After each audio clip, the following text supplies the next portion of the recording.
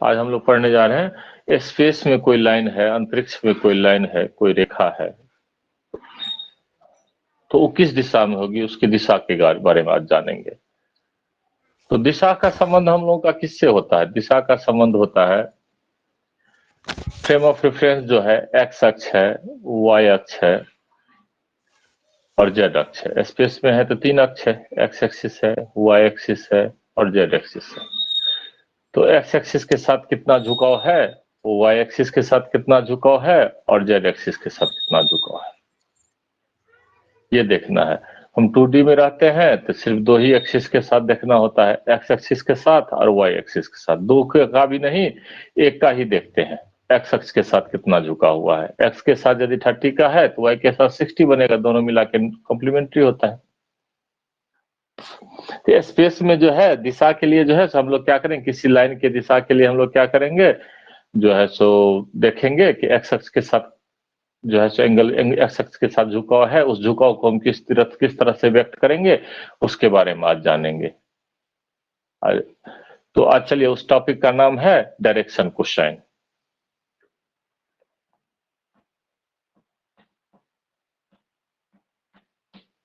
Direction cosines,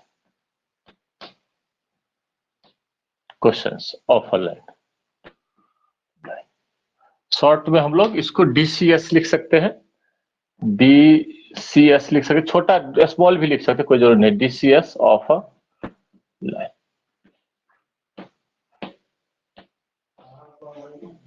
यानी इसका मतलब हुआ, हिंदी में देखेंगे तो क्या होगा, दिक्कोजया, दिक्कोजया,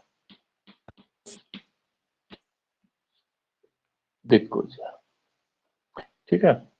या दिक कोसाइन भी लिखा होता है, दिक कोसाइन भी बोल सकते हैं, वही बात हुआ। चलिए, तो हम पहले एक्सिस बना लेते हैं, 3 एक्सिस बना लेते हैं।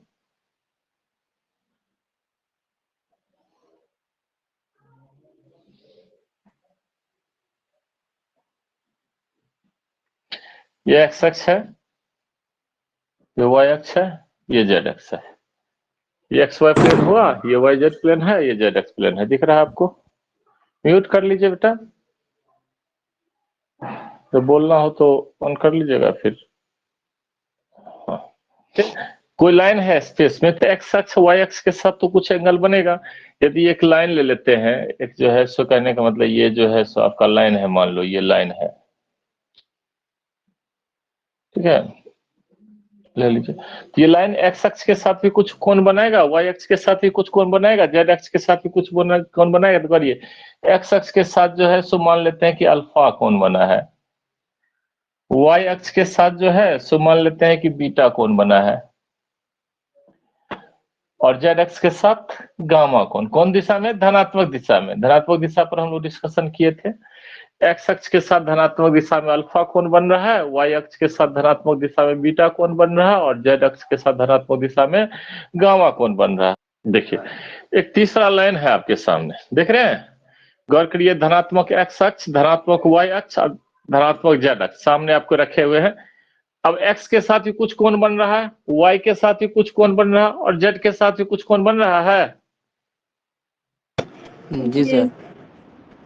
ठीक से देख लीजिए, तो ये जो एक्स अक्ष के साथ जो कोण बना है, इस कोण को हम अल्फा से डिनोट किए। वाई अक्ष के साथ जो कोण बना उसको बीटा से डिनोट किए, और जेड अक्ष के साथ जो कोण बना उसको हम लोग गामा से डिनोट किए।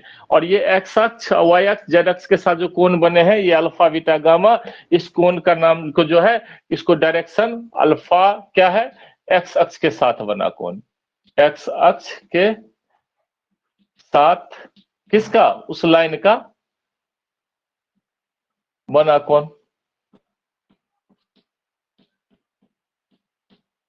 फिर बीटा क्या है, एक्स अक्ष के साथ है, ये एक्स अक्ष के साथ अल्फा। बीटा क्या है भाई, वाई अक्ष के साथ बना कोण। और गामा क्या है, जेड अक्ष के साथ, जेड एक्सिस के साथ बना कोण। ये तीनों कोण का नाम जो है सो डायरेक्शन एंगल रखा गया। इस तीनों कोण का नाम क्या रखा गया, डायरेक्शन एंगल। याद रहेगा आपको? जी।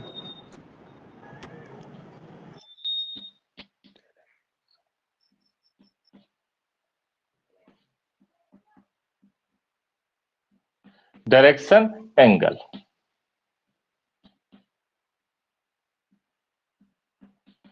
ये अल्फा बीटा गामा को जो है डायरेक्शन एंगल्स का, जो ऑब्वियस है कि ये डायरेक्शन बताने के लिए बताता है। यदि एक्स अक्ष के साथ इतना डिग्री से झुका हुआ है, वाई अक्ष के साथ इतना डिग्री से झुका हुआ है और जेड अक्ष के साथ इतना डिग्री से झुका हुआ है, तो इसका जो है तीनों तरफ से बंध गया ना, एक्स से भी फिक्स हो गया, वाई से भी फिक्स हो गया, जेड से भी, एक यूनिक डायरेक्शन में ये निकल रहा है। तो यही चीज जो है, इसलिए इसको डायरेक्शन एंगल भी कहा जाता है। तो ये डायरेक्शन एंगल है, इसी में हम कॉस लगा देते हैं इस तीनों एंगल में, तो उसी को हम लोग डायरेक्शन कोसाइंस कहते हैं। यानी कोई लाइन जो एक्सिस के साथ, कोऑर्डिनेट एक्सिस के साथ जो एंगल बना रहे हैं, कोई लाइन जो है, किसी लाइन का जो कोऑर्डिनेट एक्सिस के साथ जो एंगल बन रहा है, उसके जो कोसाइंस है, इसको हम लोग क्या कहेंगे? डायरेक्शन कोसाइंस कहेंगे। और उसी से हम लोग दिशा के लिए जो है इसी चीज का यूज करेंगे। इसको जो है तो गौर करिए, तो ये जो है, तो अल्फा में कॉस लगा देंगे तो क्या हो जाएगा? कोसाइन माने कॉस, जो पढ़ते हैं आप लोग ट्रिग्नोमेट्री में, कोसाइन कॉस, तो कोसाइन फंक्शन की बात कर रहे हैं। तो कॉस अल्फा हो गया, इसको हम एल से सूचित करेंगे। कॉस बीटा हो गया, इसको जो है एम से सूचित करेंगे। और कॉस गामा हो गया, इसको हम लोग जो है एन से सूचित करेंगे।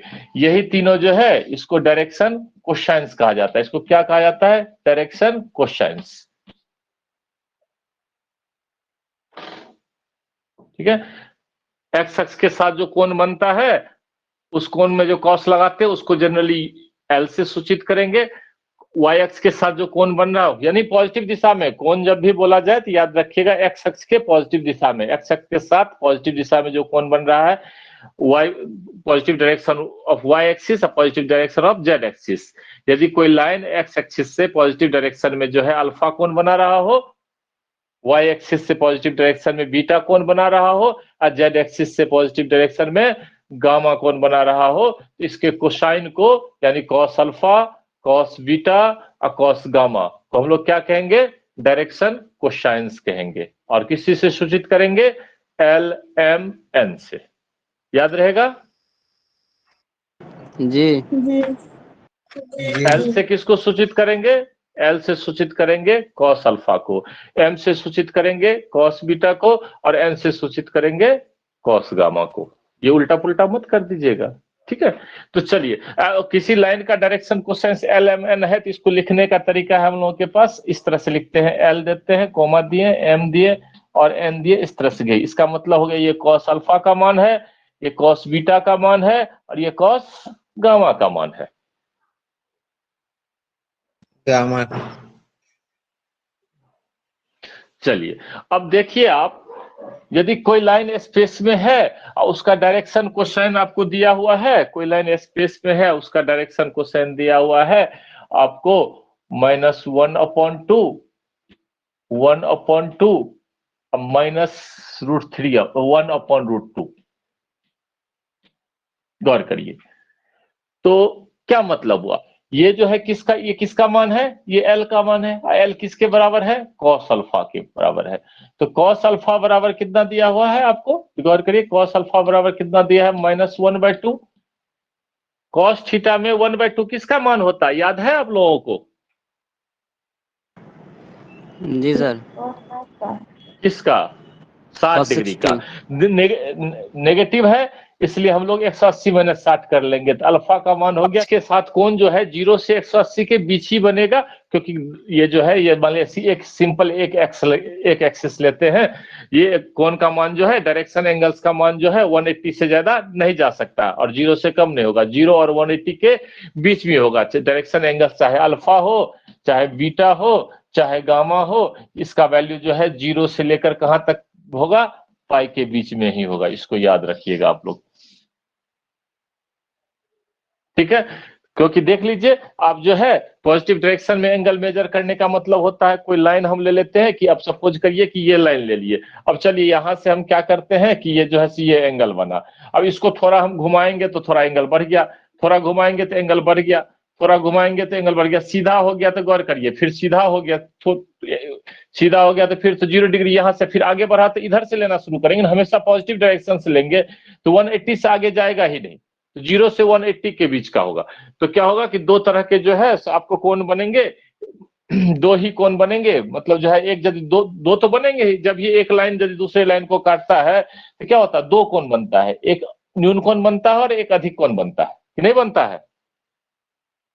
जी ये पर्टिकुलर लाइन का, ये किसी खास लाइन का दिया हुआ, 2 मिनट के लिए मान लो कि हम 2D में पहले समझ लीजिए फिर 3D में समझेंगे। मान लीजिए कि कोई लाइन ऐसे जा रहा है, तो गौर करिए एक्स अक्ष के साथ का, गौर करिए एक्स अक्ष के साथ कौन सा एंगल बनाया है, अधिक कोण बनाया है ना, पॉजिटिव डायरेक्शन में तो अधिक कोण बना है कि नहीं बना है? ये नहीं समझ लीजिएगा कि हमेशा न्यून कोण ही बनेगा, वो तो डिपेंड करेगा कि लाइन किधर से जा रहा है, लाइन का डायरेक्शन कैसा है। लाइन जो एक्स अक्ष के साथ 120 डिग्री का भी बना सकता है और लाइन जो एक्स अक्ष के साथ 60 डिग्री का भी बना सकता है, मतलब एक पर्टिकुलर एंगल लेके बात कर रहे हैं। गौर करिए यदि इधर से 60 डिग्री बना, इधर है, इसी को सीधा पलटी मार दिया इधर, तो गौर करिए 120 डिग्री हो गया।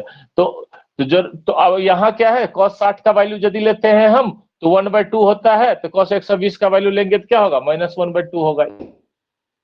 करिए कि आपको दिया हुआ है, क्या दिया हुआ है, ये कोई क्वेश्चन है आपके सामने जिसका डायरेक्ट कोई लाइन है, इस लाइन का डायरेक्शन कोसाइन जो है तो क्या दिया हुआ, -1/2, 1/2 और 1/√2। गौर करिए इसका मतलब क्या हुआ, इसका मतलब हो गया एल का मान -1/2, कॉस अल्फा का मान -1/2, अल्फा बराबर कितना हो गया, 120 डिग्री।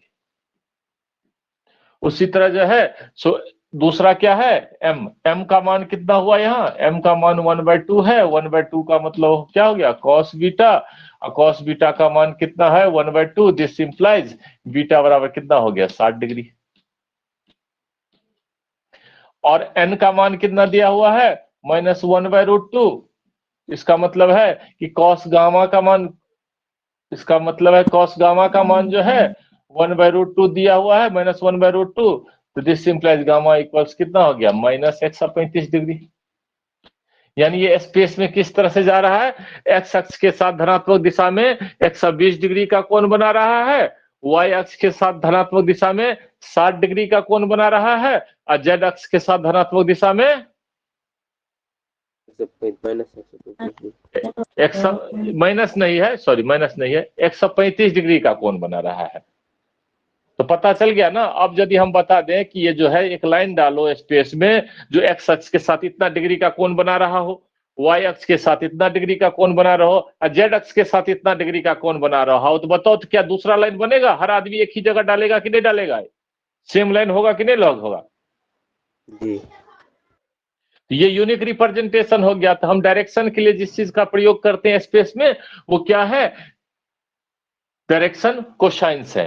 डायरेक्शन कोसाइंस को 2D में भी डायरेक्शन कोसाइंस होते हैं, ऐसा नहीं है कि 2D में, लेकिन हम लोग क्या करते हैं, स्लोप का यूज करते हैं। याद करिए कि 2D में जब हम पढ़ रहे थे, जब हम 2D पढ़ रहे थे तो 2D में जो है हम स्लोप का जो है प्रयोग करते थे, ढाल का प्रयोग करते थे किसी रेखा के दिशा के लिए, और ढाल क्या होता था, tan थीटा के बराबर होता था। अंशु म्यूट करिए आप अपना फोन।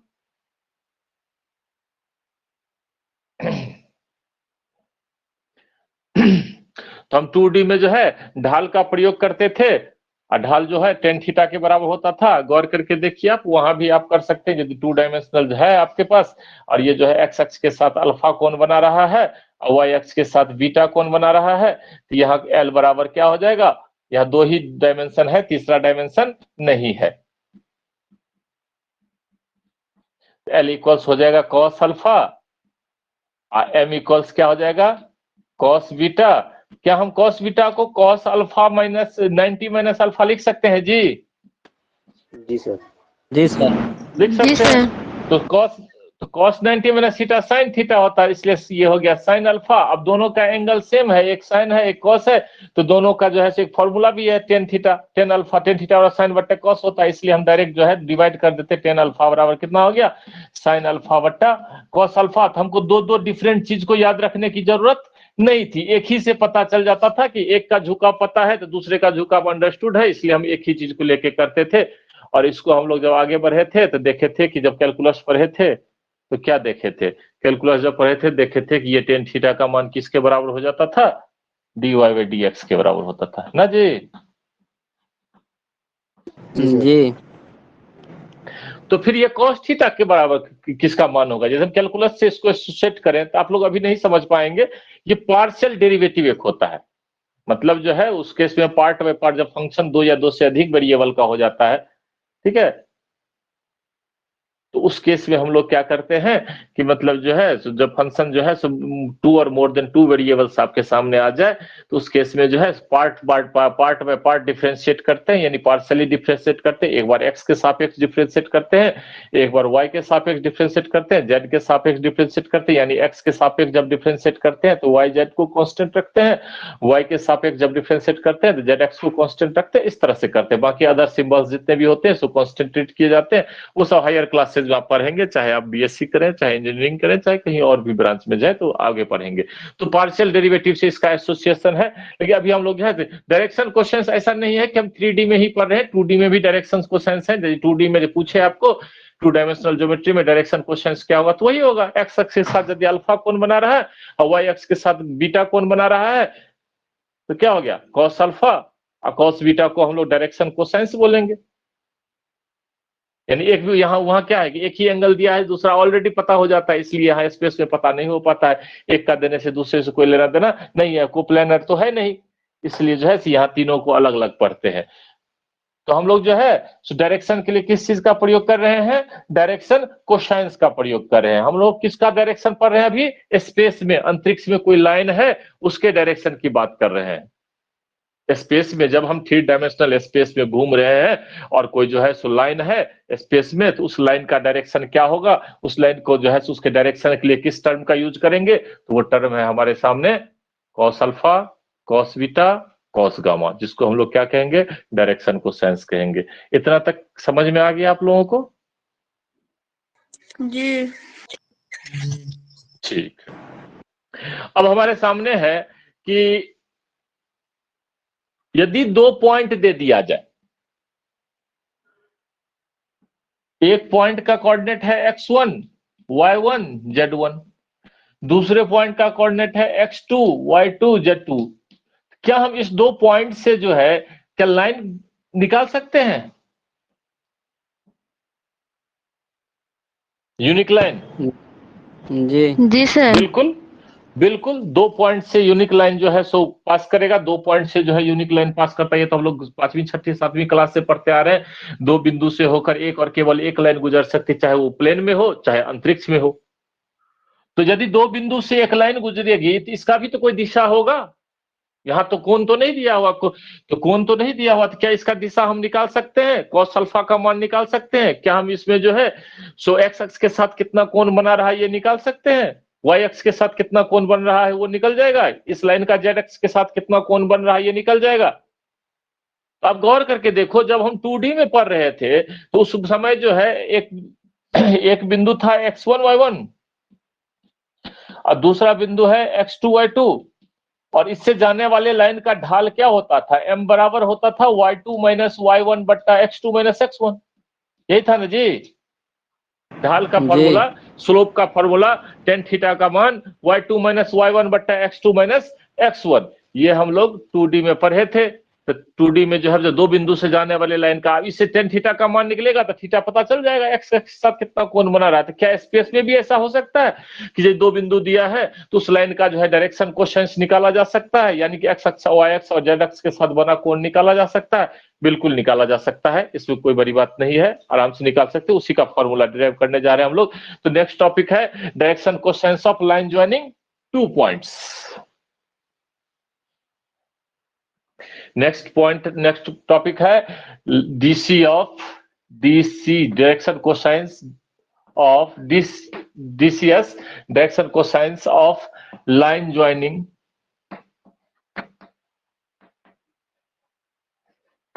2 पॉइंट्स। इस फॉर्मूला से निकालेंगे।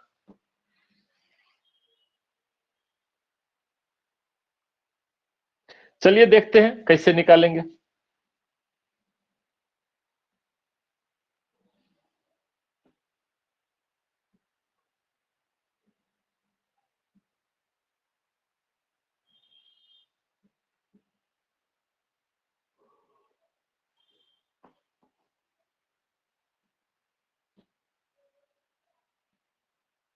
आज बच्चा सब बड़ा शांत शांत है, एकदम कल का डोज लगता है असर कर गया ज्यादा। शांति रहो, ऐसे ही अच्छा लगता है पढ़ने वक्त, बाद में हल्ला करना। ठीक है, चलो एक लाइन बना लेते हैं, मूल बिंदु से पास कराते हैं। ये लाइन है आपका, मूल बिंदु से पीछे छोड़। चलिए, पीछे भी है, ऐसा नहीं है कि पीछे नहीं है। देखिए पीछे का पोर्शन को हटा लेते हैं। चलिए, इस पर दो बिंदु ले लेते हैं। एक बिंदु ले लेते हैं यहां हम P ले लेते हैं, और दूसरा बिंदु ले लेते हैं Q। यहां हम वहां जगह ज्यादा हो जाएगा, तो यहां हम P का कोऑर्डिनेट्स लिख देते हैं। P का कोऑर्डिनेट्स है x1 y1 z1। यहां Q का कोऑर्डिनेट्स लिख देते हैं x2 y2 z2। चलिए, अच्छा बेटा बताओ तो ये कौन सा कोण होगा? जेड अक्ष के साथ बन रहा, तो गामा कौन होगा? जी ठीक है, चलिए इसको हम प्लॉट करते हैं। इसको ऐसा करते हैं कि मतलब इस बिंदु से जो है इस तल में, किस तल में, एक्स वाई तल में जो है परपेंडिकुलर डालें, फिर इससे हम जो है सो एक्स अक्ष पर परपेंडिकुलर डालें, और फिर जो है वाई अक्ष पर परपेंडिकुलर डाल लेते हैं। डाल दिए, फिर इस बिंदु से भी वही काम करते हैं, इस तल में डालते हैं परपेंडिकुलर, फिर जो है इससे जो है एक्स अक्ष और वाई अक्ष पर भी परपेंडिकुलर डाल लेते हैं। ठीक है, थोड़ा डायरेक्शन पैरेलल नहीं लग रहा है क्या? थोड़ा पैरेलल लगना चाहिए। हाँ, अब लग रहा है, नहीं लग रहा था। चलो अब गौर करो, हम क्या करते हैं कि यहां से जो है, यहां से इस पॉइंट से जो है, तो ये जो है इसको m मान लेते हैं, qm, इसको pn मान लेते हैं। ये जो है सो qm पर भी परपेंडिकुलर डाल देते हैं।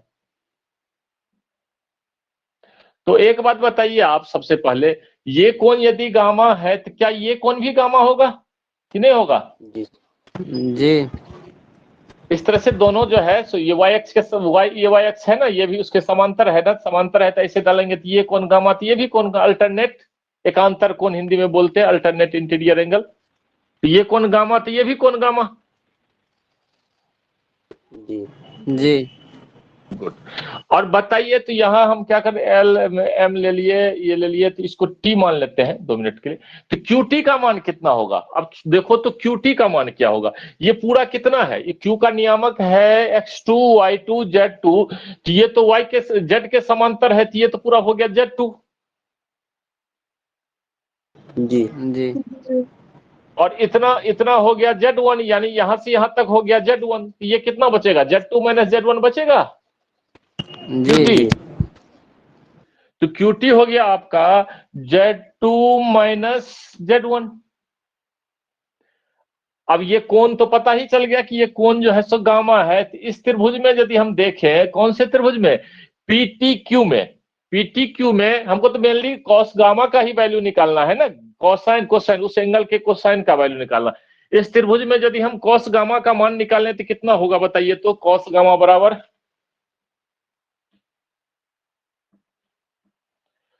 ये कौन है? ये लंब है, ये आधार है। गौर करिए, इस कोण से सटा हुआ भाग आधार होता है ना, पढ़े हो ना 10वीं में 9वीं में, किस क्लास में? 10वीं में। क्यूटी आधार होगा, पीटी लंब होगा, कोण के सामने वाला भुजा को लंब बोलते हैं, सटे हुए भुजा को आधार बोलते हैं ना। जी आधार का मतलब नीचे बला हुआ। त्रिभुज में आधार और लंब के बारे में नहीं समझते। तो यदि कोण यहाँ है तो कोण यहाँ, यानी तुम यहाँ खड़े हो तो तुम्हारे पैर के नीचे कौन सा भुजा आएगा? ये भुजा आएगा, बेस ये होगा, यहाँ इस पर न खड़े हो गए, इसको आधार मानेंगे, सामने वाला दिखेगा खड़ा, तो खड़ा हो गया लंब। अब यदि यहाँ कोई खड़ा हो जाता है, यहाँ तुम खड़े हो जाते हो, तो ये तुम्हारे पैर के नीचे आ गया, तो ये सामने तुमको ये खड़ा दिखेगा, उस केस में लंब। तो कोण के हिसाब से लंब आधार बदलते हैं। तो यहाँ गामा के हिसाब से आप देखो, गामा के दृष्टि से देखो, ये कोण के दृष्टि से ये लंब हो गया और ये आधार हो गया। तो कॉस क्या होता? आधार बट्टे कर्ण होता है ना भाई, बी बट्टा एच।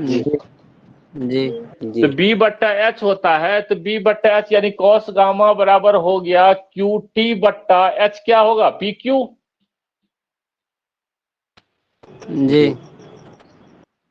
QT का मान कितना है भाई? Z2 minus Z1 upon PQ। PQ तो दूरी है उस दोनों का, ठीक है। तो इसका मतलब हो गया कि cos गामा का मान किसके बराबर हो गया? Z2 minus Z1 upon PQ।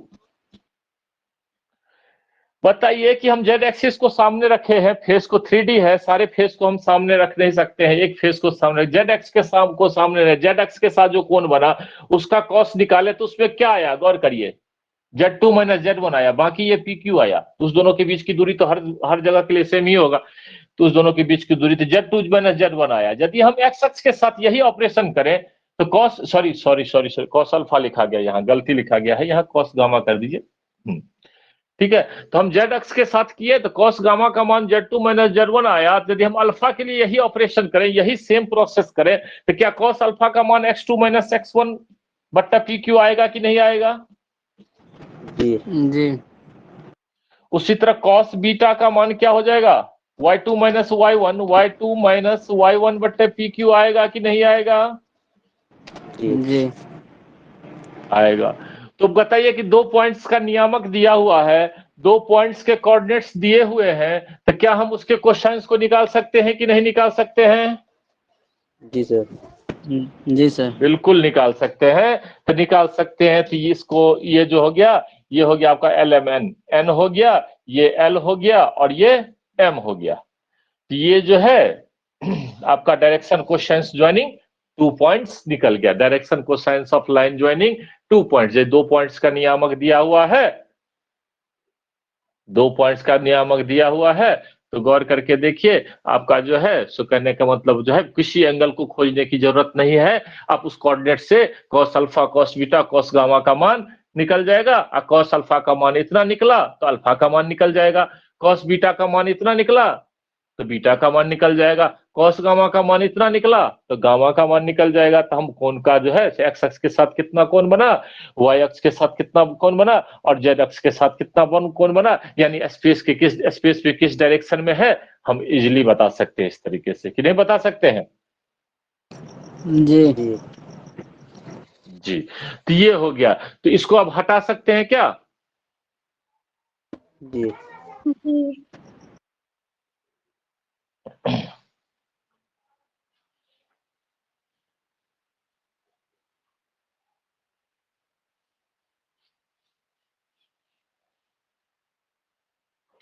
चलिए, अब जो है, अब है आपके सामने एक बात जानते हैं, 2 मिनट के लिए फिर हम 2D में आते हैं, क्योंकि हम लोग जब 1 डायमेंशन से 2 डायमेंशन में जाते हैं, 2 से 3 में जाते हैं, तो हम गौर करें 2D में बार बार क्यों आते हैं, क्योंकि आपका जो है 2D वाला यदि रिकॉल हो जाता है तो खटक से आप जो है एक स्टेप आगे बढ़ेंगे, first floor, second floor, third floor होता है ना जिस तरह, तो हम पीछे से एसोसिएट करें। एक बार बताइए कि यदि कोई 2D में कोई लाइन है और x अक्ष के साथ अल्फा कोण बना रहा है और y अक्ष के साथ बीटा कोण बना रहा है, तो L का मान कितना हुआ? cos अल्फा हुआ। जी। और M का मान हो गया cos बीटा। जी। तो हम यदि L square plus M square निकालें तो क्या होगा? सोच के देखो, ये हो जाएगा cos स्क्वायर अल्फा अब प्लस cos स्क्वायर बीटा। हम cos बीटा को ऐसा लिख सकते हैं, cos 90 माइनस अल्फा। जी। जी। तो इसको हम sin अल्फा भी लिख सकते हैं। जी सर। तो इसका मतलब है कि cos स्क्वायर, ये इसका वैल्यू हो गया cos square alpha plus sin square alpha, कितना हो गया? 1। जी। यानी डायरेक्शन कोसाइंस के वर्गों का योग जो है सो 1 के बराबर हो रहा है ना। जी सर। डायरेक्शन कोसाइंस के स्क्वायर का सम किसके बराबर हो रहा है? 1 के बराबर हो रहा है 2D में। क्या 3D में भी होगा? यदि हम 3D में चेक करते हैं, देखते हैं 3D में क्या होगा। चलो 3D में भी चेक कर लेते हैं।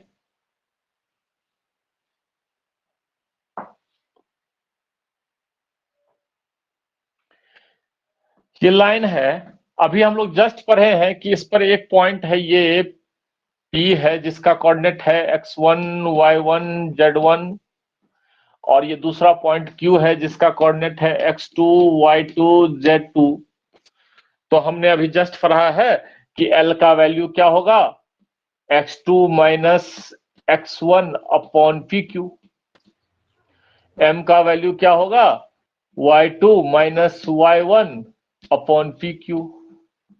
और N का वैल्यू क्या होगा, z2 minus z1 upon PQ। अभी जस्ट पढ़ा है हम लोगों ने। L means cos alpha, M means cos beta और N मीन्स कॉस गामा। चलो देखते हैं यहाँ। हाँ, यहाँ हम L square plus M square अब प्लस N स्क्वायर का वैल्यू निकालते थे। निकाल लो भाई, क्या हो जाएगा, x2 minus x1 square upon PQ square plus y2 minus y1 square upon PQ square plus z2 minus z1 square upon PQ square. अब एलसीएम कितना होगा, PQ स्क्वायर ही होगा। जी। तो क्या हो जाएगा, x2 minus x1 square plus y2 minus y1 square अब plus z2 minus z1 square. ये तो डिस्टेंस फॉर्मूला है दो बिंदुओं के बीच का। जी। जी। तो क्या होगा, ये भी तो ऊपर भी हो गया PQ स्क्वायर और नीचे भी हो गया PQ स्क्वायर। तो क्या हो गया, 1 के बराबर हो गया। इसका मतलब क्या निकला कि 3D में भी वही बात होता है, L square plus M square अब प्लस N स्क्वायर का वैल्यू किसके बराबर होता है, 1 के बराबर होता है। यानी जो है डायरेक्शन कोसाइंस के वर्गों का योग 1 के बराबर होता है। ये 3D में नहीं, 4 डायमेंशन में आप पहुंच जाइए, 4 डायमेंशनल स्पेस में जाइए आप, तो वहां 4 एंगल्स बनेंगे, 4 एक्सिस होंगे और चारों के कोसाइंस के स्क्वायर का सम 1 के बराबर होगा। 5 डायमेंशन में होगे तो भी ये होगा, 6 डायमेंशन में होगे, लेकिन हमको 3 डायमेंशन से आगे तो हम लोग जा ही नहीं रहे अभी, तो वो बात करते हैं। तो ये जो देख रहे हैं कि डायरेक्शन कोसाइंस के वर्गों का योग किसके बराबर होता है, 1 के बराबर होता है। ठीक है जी।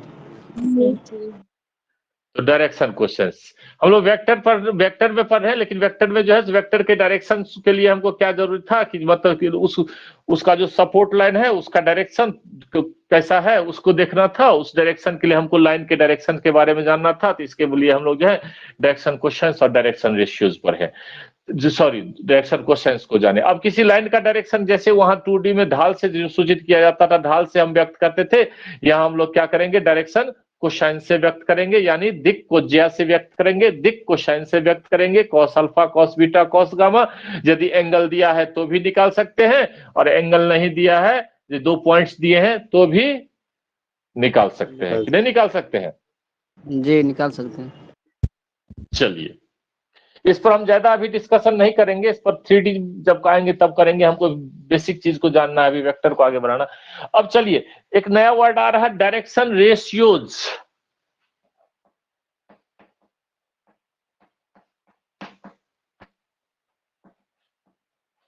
रेशियोज में अनुपात होता, जानते ही रेशियो में अनुपात होता, पता है ना आप लोगों को। जी। जी। हाँ, इसको दिक अनुपात क्या नाम दे सकते हैं, या किताब में भी तो यही होगा, दिक अनुपात। देख लीजिएगा, मतलब जब को आदत बहुत दिनों से हिंदी पढ़ाने का नहीं है ना, हिंदी मीडियम बच्चों को, तो इस वजह से हमको वर्ड्स में थोड़ा बहुत प्रॉब्लम हो रहा है। तो ठीक है, दिक अनुपात तो क्या है कि मतलब जो है डायरेक्शन रेशियोज क्या होता है, क्वेश्चन है। तो ये सीधा याद रखिए, बहुत आसान चीज है। Any 3 numbers proportional to direction cosines. जिस अनुपात में डायरेक्शन कोसाइंस है उसी अनुपात में कोई भी 3 नंबर है तो उसको हम लोग डायरेक्शन रेशियो कहेंगे। हम बोल सकते हैं एनी 3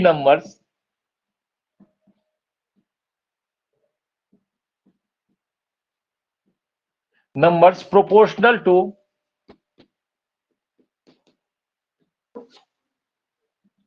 डायरेक्शन कोसाइंस। यानी इस तरह समझिए, मतलब डायरेक्शन कोसाइंस के समानुपातिक नंबर्स को, डायरेक्शन कोसाइंस के समानुपातिक नंबर्स को डायरेक्शन कोसाइंस के अनुपात में जो नंबर्स है उसको, यानी आप याद रखिए कि 3 नंबर है ए, बी और सी, ये 3 नंबर है, इसको हम लोग डीसीएस कहेंगे, direction ratio, sorry DRS, direction ratios कहेंगे, यदि ए बट्टा एल बराबर बी बट्टा एम बराबर सी बट्टा एम।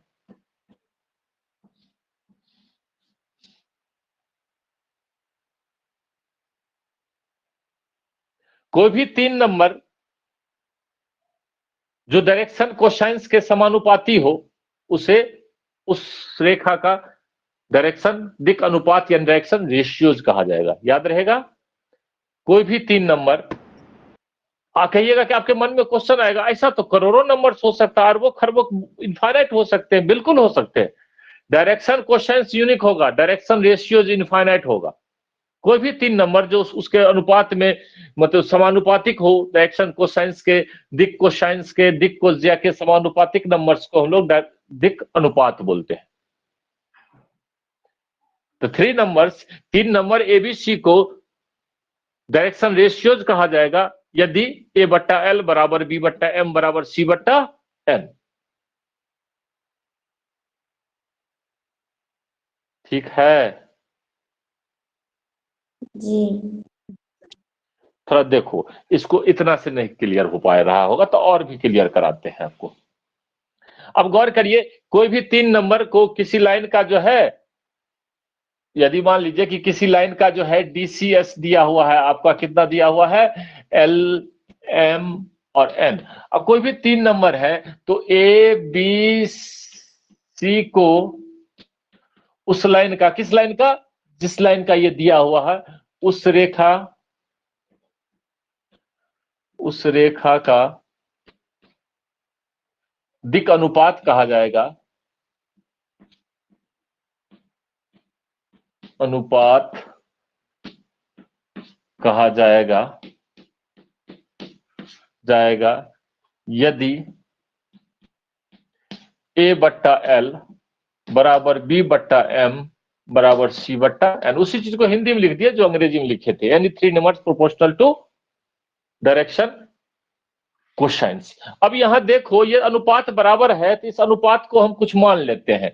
गौर करिए, ए बट्टा एल को हम जो है बी बट्टा एम है और सी बट्टा एन है, इसको यदि हम 2 मिनट के लिए लैम्डा मान लीजिए, माना लिख देते हैं। तो बताओ तो ए बराबर क्या होगा, लैम्डा एल कितने होगा, बी बराबर क्या होगा, लैम्डा एम, और सी बराबर क्या होगा, लैम्डा एन। यानी डायरेक्शन कोसाइंस को किसी भी नंबर से मल्टीप्लाई कर दो, तीनों को सेम नंबर से, डायरेक्शन कोसाइंस को किसी भी नंबर से, सेम नंबर से तीनों को यदि मल्टीप्लाई कर देते हैं, एल को भी, एम को भी, एन को भी, तो डायरेक्शन रेशियो हो जाता है। क्लियर?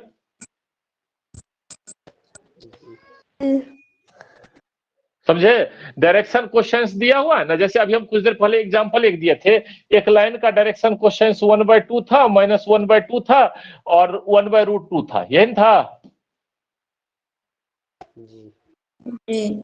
अब चलो इसको हम क्या, हाँ अब इसको क्या करते हैं, इसके ये हो गया इसका, अब इसको किसी से मल्टीप्लाई कर देते हैं, जैसे हम 2 से मल्टीप्लाई करें तो 1 हो गया, -1 हो गया, यहाँ 2 से मल्टीप्लाई करें √2 हो गया, ये उसका डायरेक्शन रेशियो हो गया।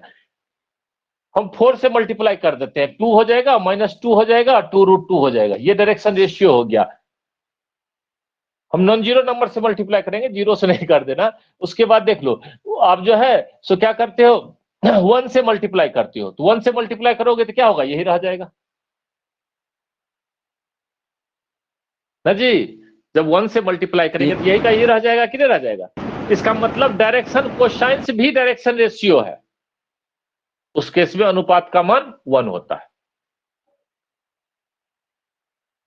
डायरेक्शन कोसाइंस भी डायरेक्शन रेशियो है, उस केस में अनुपात का मान 1 होता है। यानी कि डायरेक्शन कोसाइंस को किसी नंबर से मल्टीप्लाई कर देते। गौर करिए, डायरेक्शन कोसाइंस का संबंध जो है दिशा से होता है, जबकि डायरेक्शन रेशियो हम वेक्टर जब पढ़ेंगे देखेंगे तो उसकी लंबाई से होती है, उसके मैग्नीट्यूड से होती है। ठीक है, दिशा से एसोसिएटेड है ही, साथ साथ उसकी बदल क्यों रहा है? गौर करिए, इस केस में अलग है, इस केस में अलग है, दूसरे केस में नेगेटिव नंबर से मल्टीप्लाई करें, -2 से मल्टीप्लाई कर देते हैं तो क्या हो जाएगा? -1 1 और -√2, ये भी डायरेक्शन रेशियोज होगा। तो किसी भी लाइन का इनफाइनाइट डायरेक्शन रेशियोज होंगे, किसी भी लाइन का इनफाइनाइट डायरेक्शन रेशियोज होंगे, लेकिन डायरेक्शन कोसाइंस यूनिक होगा। तो कहीं हम कैसे पता कर पाएंगे? क्योंकि डायरेक्शन कोसाइंस भी डायरेक्शन रेशियो है, क्योंकि दिक कोसाइन दिक कोज्या भी दिक अनुपात है, क्योंकि उस केस में अनुपात का मान क्या होता है? 1 होता है। यदि हम लैम्डा का मान 1 रखे तो ए बराबर एल, बी बराबर एम और सी बराबर एन, तो दोनों बराबर हो जाएंगे। तो डायरेक्शन कोसाइंस को भी हम डायरेक्शन रेशियो कह सकते हैं, लेकिन डायरेक्शन रेशियो को हम डायरेक्शन कोसाइंस वापस नहीं कह सकते जब तक कि इसका मान बराबर ना हो। तो सीधा याद रखिए, डायरेक्शन कोसाइंस और डायरेक्शन रेशियो में जो क्या अंतर होगा? यदि कोई 3 नंबर है जो तो उसका तीनों के स्क्वायर का सम 1 के बराबर है, तो इसका मतलब है कि वो जो है डायरेक्शन कोसाइंस है। डायरेक्शन रेशियो तो है ही वो, समझ रहे हैं? डायरेक्शन रेशियो में जरूरी नहीं है कि स्क्वायर का सम 1 के बराबर होगा, लेकिन डायरेक्शन कोसाइंस में ये जरूरी है कि उसका स्क्वायर का सम जोड़ योगफल 1 के बराबर होगा।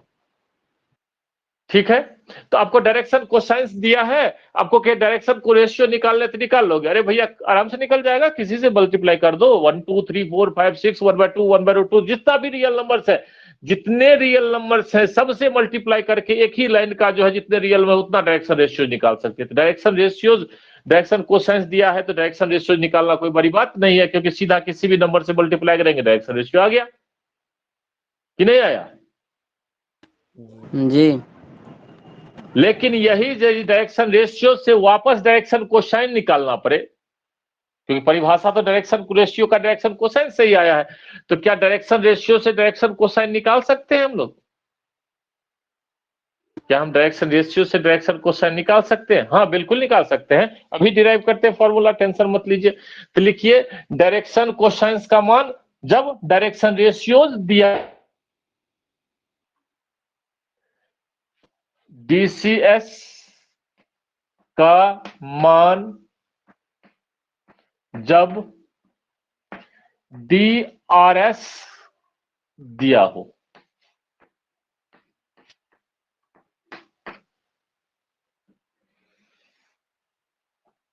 चलिए, तो हम मान लेते हैं कि किसी लाइन का जो है डायरेक्शन कोसाइंस कितना है भाई? L M N है, और डायरेक्शन रेशियोज क्या है भाई? A B C। तो चूंकि ये डायरेक्शन रेशियोज है, डायरेक्शन कोसाइंस है, तो हमारे पास क्या रिलेशन बनेगा बताइए? L बट्टा ये रिलेशन अभी कुछ देर पहले बताए थे, A बट्टा L इक्वल्स B बट्टा M इक्वल्स C बट्टा N, ये रिलेशन तैयार किए थे ना? जी इसको यदि हम अभी हम लैम्ड, तो इसको हम ऐसा भी कर सकते हैं, उल्टा भी सकते हैं, जिसमें L बट्टा A का जो मान होगा वही M बट्टा B का भी मान होगा, वही N बट्टा C का भी मान होगा। जी। इसको यदि 2 मिनट के लिए आप मान लो, लैम्डा मान लो, तो क्या हो जाएगा? L का मान किसके बराबर हो जाएगा? लैम्डा A के बराबर हो जाएगा। जी ठीक है, M का मान क्या होगा बेटा? लैम्डा B, और N का मान क्या हो जाएगा? Lambda C। चलिए, इसमें हम यदि लैम्डा का मान निकल गया तो हम लोग का काम खत्म है ना? यदि लैम्डा का मान निकल गया तो हो गया, आ गया ना? अब एक बार बताओ, हम लोग फॉर्मूला पढ़े हैं ना, L square plus M square plus N square का मान किसके बराबर होता है? 1 के बराबर। 1 के बराबर। तो चलो, तो हम लोग जानते हैं कि L square plus M square plus N square का मान किसके बराबर हो रहा है? 1 के बराबर हो रहा है। तो चूंकि L square plus M square अब प्लस N स्क्वायर इक्वल्स दिया हुआ 1, दिस सिंप्लाइज क्या हो जाएगा? यहाँ L का मान lambda square A square plus lambda square B square plus lambda square C square बराबर 1, लैम्डा स्क्वायर कॉमन हो गया तो कितना हो गया? A square plus B square plus C square equals 1, this implies lambda square equals A square 1 A square plus B square plus C square. तो lambda का मान क्या निकला? This implies lambda equals plus minus 1/√, A square plus B square plus C square. Lambda का मान निकल गया। अब लैम्डा का मान यहां यहां यहां रखेंगे तो डायरेक्शन कोसाइंस का निकल गया कि नहीं निकल गया? जी ठीक है। तो डायरेक्शन कोसाइंस का क्या होगा? तो एल का मान क्या होगा बताइए? तो एल का मान क्या हो जाएगा? प्लस माइनस ए बट्टा क्या था? लैम्डा ए था ना, एल का मान लैम्डा ए था, तो ए से मल्टीप्लाई कर दीजिए, तो प्लस माइनस ए बट्टा under root A square plus B square plus C square.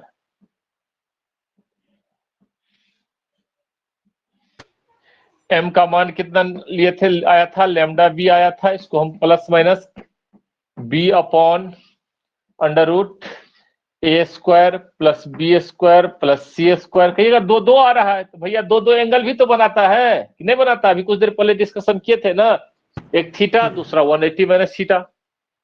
जी और एन का वैल्यू क्या हो जाएगा? लैम्डा सी तो कितना हो गया? प्लस माइनस सी बट्टा, वेक्टर में नहीं है अभी, लाइन में है हम लोग, वेक्टर के लिए फिर एक ही लेंगे हम लोग, A square plus B square plus C square.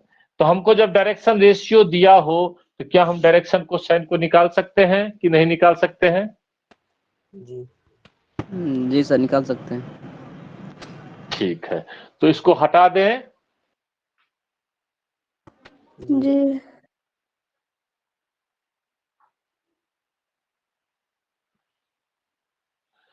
अब आपके सामने अभी दूसरा पॉइंट आता है कि पहले तरीका डायरेक्शन कोसाइंस दिया हुआ है तो हम किसी भी नंबर से मल्टीप्लाई कर देंगे तो डायरेक्शन रेशियो बन जाएगा। किसी भी नंबर से यदि सबको मल्टीप्लाई कर देते हैं सेम नंबर से तो डायरेक्शन रेशियो बन जाता है। तो डायरेक्शन कोसाइन से डायरेक्शन रेशियो निकालना कोई बड़ी बात नहीं थी। डायरेक्शन रेशियो से डायरेक्शन कोसाइन निकालने के लिए फॉर्मूला डिराइव किया है। अब यदि दो लाइन दिया, दो पॉइंट से जाने वाला एक लाइन है,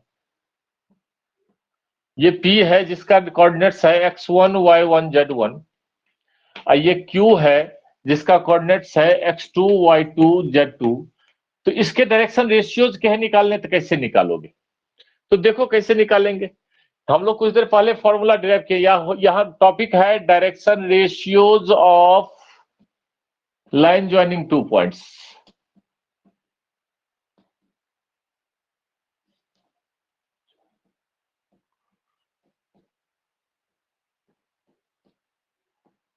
दो लाइन को से होकर गुजरने वाली रेखा का डायरेक्शन रेशियो, दिक् अनुपात। चलो देखते हैं भाई।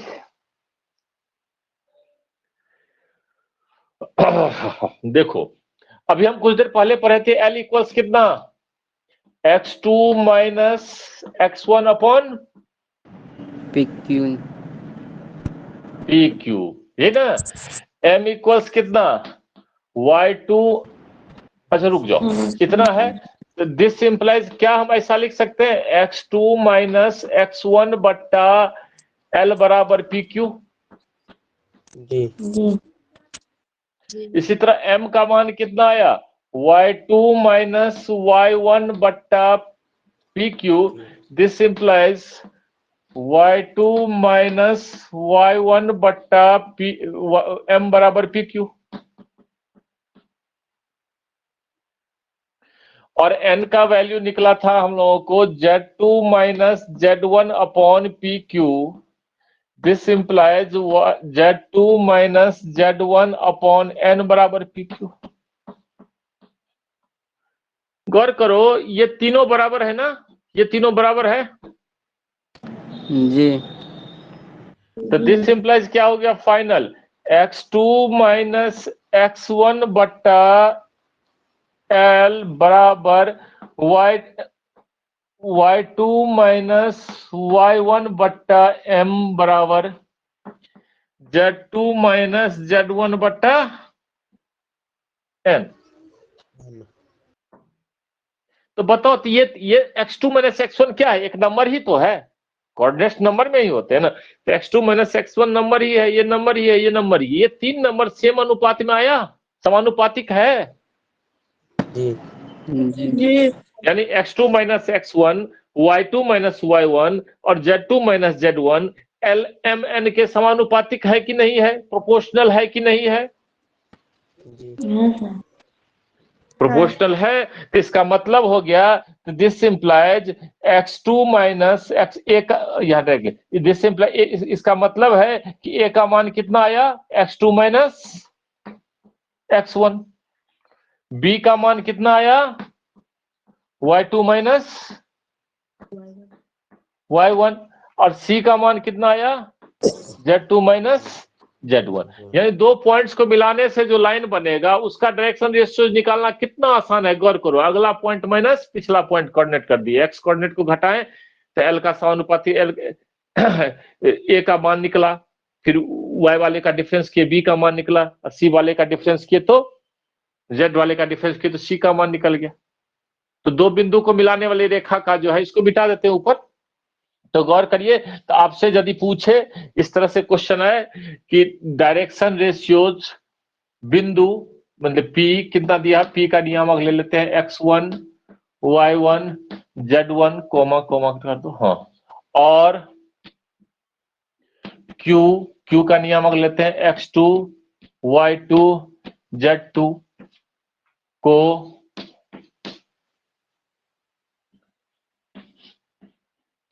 मिलाने वाली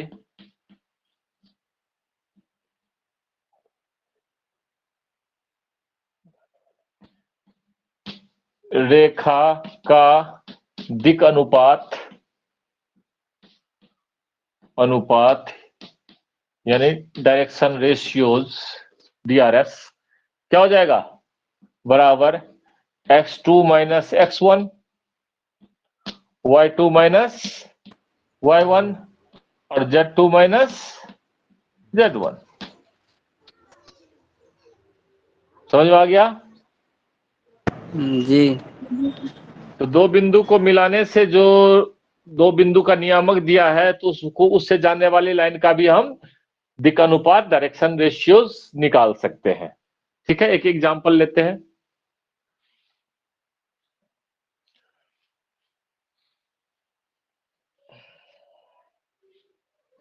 हम आपसे पूछ रहे हैं कि मतलब ए का नियामक दिया हुआ है आपका 140, अब बी का नियामक दिया हुआ है आपका 213। ठीक है, कह रहा है ए बी का डायरेक्शन कोसाइंस तथा डायरेक्शन रेशियोज निकालें। कैसे निकालेंगे? तो सीधा सा बात है, पहला काम करते हैं डायरेक्शन रेशियो निकालते हैं। DRS क्या हो जाएगा, ए बी है तो बी में से एक को घटाइए, 2 माइनस 1 1 हो गया, हुआ ना, लिख दे ऐसे किया क्या, 2 माइनस 1, फिर क्या है 1 माइनस 4 1 माइनस 4 और तीसरा 3 माइनस 0, तो कितना हो गया 1 माइनस 3 3। ये हो गया आपका डायरेक्शन रेशियोज। अब ये इसका डायरेक्शन रेशियोज क्या होता है, इसको हम लोग ABC से मान के चले थे अभी, ABC। ऐसा जरूरी नहीं है कि ABC से ही डिनोट करेंगे, अभी लेके चल रहे हैं ABC, किताब में जनरली यही रहेगा, लेकिन दूसरा भी सिंबल यूज कर सकते हैं ABC से। अब DCS के लिए क्या फॉर्मूला था भाई, DCS निकालने के लिए गौर करिए, DCS निकालने के लिए क्या फॉर्मूला था, L इक्वल्स क्या क्या थे, प्लस माइनस A बट्टा under root A square plus B square plus C square, यही नहीं किए थे भाई? जी जी यही किया था। तो चलो कितना हो जाएगा, प्लस माइनस 1 बट्टा अंडर रूट 1 स्क्वायर 1 हुआ, माइनस 3 स्क्वायर 9 हो गया, और फिर 3 स्क्वायर 9 हो गया, 9 9 18 1 19, प्लस माइनस 1 बट्टा रूट 19। M का मान कितना हो जाएगा भाई, प्लस माइनस, इसी तरह से प्लस माइनस -3, गौर करिए -3 है, तो -3 बट्टा अंडर रूट 19। अब इसको क्या करेंगे, लिख देते हैं माइनस प्लस 3 बट्टा रूट 19। यहां गड़बड़ा नहीं देना, गौर करो, गौर करिए कि यहाँ जो है सो यहाँ जो प्लस माइनस है, चूंकि नेगेटिव से मल्टीप्लाई हुआ तो माइनस प्लस किए हैं, उल्टा दिए हैं, एक ऑर्डर चेंज हो गया है। समझ रहे हैं ना बात को? जब हम इसका पॉजिटिव साइन लेंगे, ऊपर वाला पॉजिटिव साइन, यानी इसका ऊपर वाला साइन लेंगे तो इसका ऊपर वाला, यानी यहाँ 1/19 यूज करेंगे तो यहाँ -3/19 √19 यूज करेंगे। इन्हें कि सबका प्लस एक बार चुन लेंगे, सबका माइनस एक बार चुन लेंगे। ऐसा कोई जरूरी केस नहीं है कि हमेशा जो तीनों प्लस हुआ तीनों माइनस ही हो। देखो गौर करो, यदि कोई लाइन इस तरह से तीनों के धनात्मक है और कोई लाइन जो है इस तरह से जा रहा है, गौर करके देखिए, इस तरह से जा रहा है, इधर इधर चल रहा है पीछे की तरफ, तो एक्स के साथ एंगल, वाई के साथ और जेड के साथ, देखिए जेड, गौर करिए इसके साथ जो है नेगेटिव पोर्शन से एंगल बन रहा है, सॉरी नेगेटिव पोर्शन करे, सॉरी बनेगा तो पॉजिटिव पोर्शन से। इसको थोड़ा घुमा देते हैं, इधर कहाँ गया, हाँ थोड़ा इधर झुका देते हैं, इसको थोड़ा इधर झुका दे। गौर करिए तो इस केस में गौर करिए, इसके साथ जो है सो अधिक कोण बन रहा है कि नहीं बन रहा है इस अक्ष के साथ? जी कौन का मान ऋणात्मक हो ही जाएगा, तो जरूरी नहीं है। और दूसरे का देखिए धनात्मक हो सकता है, ये दोनों कम 90 से कम है, लेकिन ये 90 से ज्यादा है, तो कोई एक नेगेटिव भी हो सकता है, इसलिए कंफ्यूज नहीं हो जाएगा, सब पॉजिटिव साथ लेना। हमको ऑर्डर में लेना है, यदि ऊपर वाला साइन लेंगे तो सबका ऊपर वाला, इसलिए यहाँ माइनस आया तो हम उसको उल्टा दिए। यदि हम किधर जा रहे हैं, गौर करिए, अभी हम ए से बी के तरफ जा रहे हैं, ये डायरेक्शन फिक्स है, यहाँ ए से बी के तरफ जाने का डायरेक्शन है। बी से ए के तरफ जाएंगे तो फिर नीचे वाला साइन लेंगे। यहाँ हम ए बी का लिए हैं, ये जो फॉर्मूला डिराइव किए हैं, अभी फॉर्मूला डिराइव किया है ना, पी क्यू का डायरेक्शन कोसाइंस। गौर करिए, तो पी क्यू का डायरेक्शन कोसाइंस लिए तो क्यू में से पी को घटाए हैं, यानी यहाँ एक, यहीं से आप दिमाग को सेट करना शुरू कर लीजिए कि पी क्यू, पी से क्यू के तरफ जा रहे हैं, तब क्यू में से पी को घटाएं, और यदि क्यू से पी के तरफ आएंगे तो पी में से क्यू को घटाएंगे। समझ रहे हैं बात को? जी जी दो आने का क्या मतलब है? यदि हम दोनों को वेक्टर बनाना शुरू करें तो गौर करिए, पी से क्यू के तरफ जाने में, गौर करिए पी से क्यू के तरफ, यानी पी क्यू का लेंगे तो उस केस में कौन सा ऊपर वाला लेंगे, तो क्यू पी का जो है उल्टा हो जाएगा ना। गौर करिए, यहाँ ए बी को यदि 2 मिनट के लिए वेक्टर बना दिया जाए, तो ए बी को वेक्टर बना दिया जाए, तो उस केस में जो है तो गौर करिए, ए बी से तो 2 वेक्टर बनेंगे, एक ऐसे बनेंगे और एक ऐसे, यहाँ ए है यहाँ बी है, तो ए बी लाइन सेगमेंट है, तो एक वेक्टर इधर बना, एक वेक्टर इधर बना। यदि हम ए बी में बी माइनस ए किए हैं, तो यानी ये डायरेक्शन की बात हो रही है। गौर करिए कि ये एक बिंदु ए है, ठीक से समझने की कोशिश करिए, एक बिंदु ए है, एक बिंदु बी है, इसको मिलाए तो यहां से 2 वेक्टर तो बनेगा ही, इसलिए 2 मान आया है, यहाँ 2 दिशा तो होगा ही। जी जी लेकिन हम यहाँ ए बी किए हैं, बी में से ए को घटाए हैं, तो उस केस में एक ही साइन लेंगे, सिर्फ प्लस साइन को ऊपर वाला साइन को ले रहे हैं, तो ऊपर वाला साइन को ले रहे हैं, यानी ये कि बी में से ए को घटाए, डायरेक्शन रेशियो ये आया है, तो इस केस में ये हो गया।